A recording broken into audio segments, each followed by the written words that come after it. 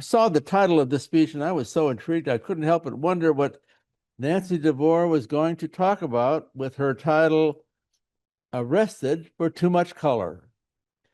Arrested for Too Much Color, Nancy Devore.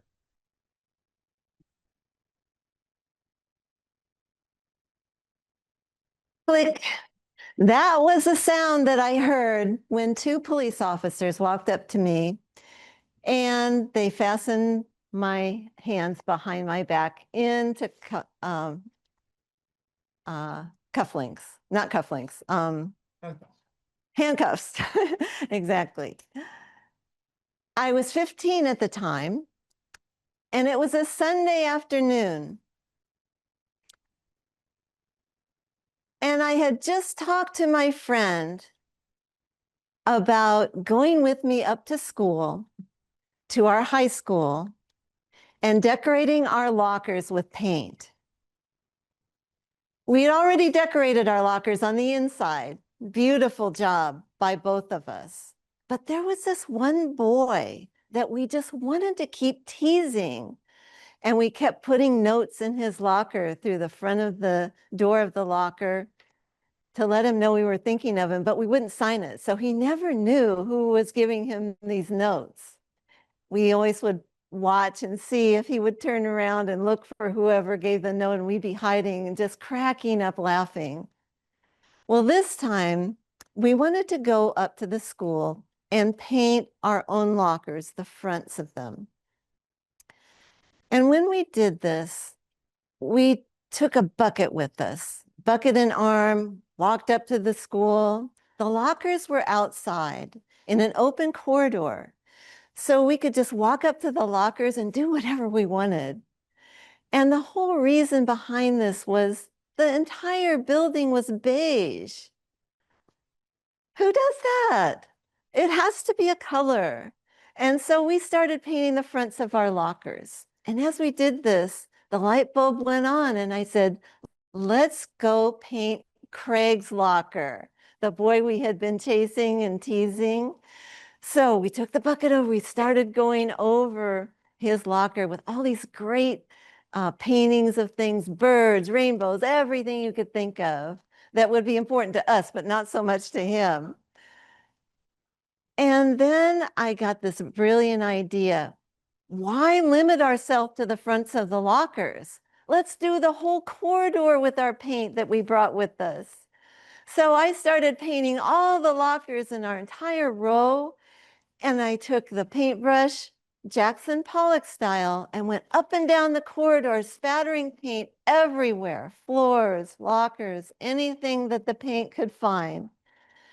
And my friend looked at me and said, Nancy, what are you doing? And I said, this is too beige. It's just calling out for more color. And she just looked at me like, I don't think so. And then I just kept going. I heard this little voice down at the end of the corridor. And she says, Nancy, look, it's the police.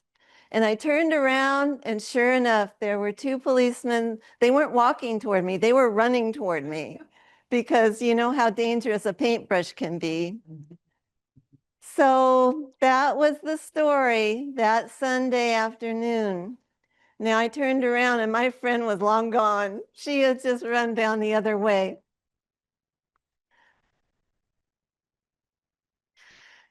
But now, to my parents' joy, I graduated high school. And after I painted those lockers, I had to meet with my guidance counselor. And I sat down with him and he said, why did you do this? And I told him the same thing that I told the officers, because it's beige. It sounded like a good idea at the time, but he didn't think that was a very good reason. So he assigned me to clean the paint off of all these lockers along with the custodians of the school. And then when I graduated from high school, I decided, the guidance counselor said, you know, you need to channel that energy somewhere else than the lockers. And he said, you have to sign up for an art class. And so I did that. And from there, I went on to study design and transferred to a school that taught art and design. And I felt so at home there because everyone else was passionate about everything but beige. But for teenagers, their passions run very high. And they often get bored, like I did, thinking that I needed to paint all those lockers. But one thing that happened for me after I graduated college is I got to do a lot more with color. I got to work with a branding company in New York, and I got to work for a company that was on the Fortune 100 list and go around and give presentations on color and why color matters to CEOs. So I got to take my passion for color and translate that into something to do for a living. The click of the handcuffs turned into me understanding what really clicked for me in life.